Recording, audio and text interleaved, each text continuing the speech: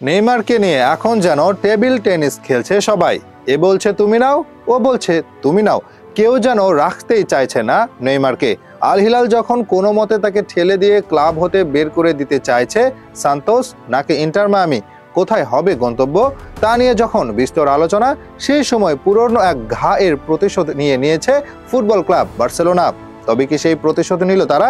সেটা জানতে হলে যেতে হবে পেছনে। আজকে যে বার্সেলোনার বেহাল দশা, খেলোয়াড় রেজিস্ট্রেশন করতে গেলেও পড়তে হচ্ছে বিপদে, সেটা শুরু হয়েছিল এই নেইমারের কারণে। একসময় তাকে ঘিরে বড্ড স্বপ্ন ছিল ক্লাবটির। মেসির পর মেইন ম্যান হওয়ার কথা ছিল তার, সেভাবেই তাকে প্রস্তুত করছিল বার্সা। তবে মোটা অঙ্কের লোভে সেরা হওয়ার স্বপ্ন ভুলে যান নেইমার। মেসি ও সুয়ারেজ মিলে অনেক বুঝিয়েছিল তাকে। সুয়ারেজ বলেছিল যদি ক্লাব ছাড়তে হয় তবে ইংলিশ প্রিমিয়ার লিগে যাও। মেসি বলেছিল সেরা হতে চাইলে অপেক্ষা করো, আমি তোমাকে সেরা বানাবো। কিন্তু অর্থের নেশা যে বড্ড খারাপ, সেটাই পেয়ে বসেছিল তাকে। তাই তো মোটা অঙ্কের লোভে বার্সা ছেড়ে 2017 সালে চলে যান পিএসজিতে। নেইমারকে অনেক বুঝিয়েও রেখে দেওয়া যায়নি। তার বিদায়ের ফলে বিপদে পড়ে বার্সা।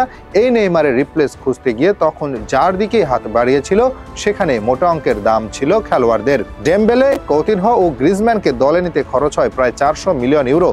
অথচ কেউই পারেনি নেইমারের শূন্যস্থান পূরণ করতে। উল্টো মোটা অঙ্কের বেতন দেওয়ায় ক্লাবের অবস্থাও নাজেহাল। বেতন সংক্রান্ত ঝামেলায় 2021 সালে মেসিকেও ছেড়ে দিতে হয় ফ্রিতে। এখনো পুরোপুরি সব সমস্যা কাটিয়ে উঠতে পারেনি ক্লাবটি, যার মূল কারণ নেইমারের এক ট্রান্সফার। বিশেষ করে তাকে নিয়ে স্বপ্ন দেখার পর যে বিশ্বাসঘাতকতা করেছে, সেটা মেনে নেওয়া কষ্টের বার্সা সমর্থকদের জন্য। সেই জ্বালা অবশেষে মিটেছে একটু হলেও। সম্প্রতি নেইমারের অবস্থা একেবারে নাজেহাল। একের পর এক ইনজুরিতে দিশেহারা তিনি। ক্লাবও চাইছে না তাকে দলে রাখতে, দিতে চায় লোনে। সেই সুযোগ কাজে লাগিয়ে নেইমার চেয়েছিল বার্সেলোনায় যেতে। কুপ এর নিউজ অনুযায়ী নেইমার নিজেকে অফার দিয়েছিল কাতালান ক্লাবে, তবে তারা সরাসরি নাকচ করে দিয়েছে তাকে। এ যেন সেই পুরনো ঘটনার প্রতিশোধ নেওয়া। এছাড়াও রাফিনহার দারুণ ফর্মে আর দরকারও নেই নেইমারকে। শেষ পর্যন্ত ইউরোপে ফিরতে না পেরে নেইমারকে ফিরতে হচ্ছে সান্তোসে। মেসির মায়ামিতে যাওয়ার গুঞ্জন থাকলেও এখন 6 মাসের লোনে ব্রাজিলিয়ান ক্লাবে ফিরবেন তিনি। জুলাইয়ে ফ্রি এজেন্ট হয়ে যাবেন নেইমার। তখন অবশ্য চাইলে যোগ দিতে পারবেন ইন্টার মায়ামিতে। হয়তো সেটাই অপেক্ষা করছে তার জন্য।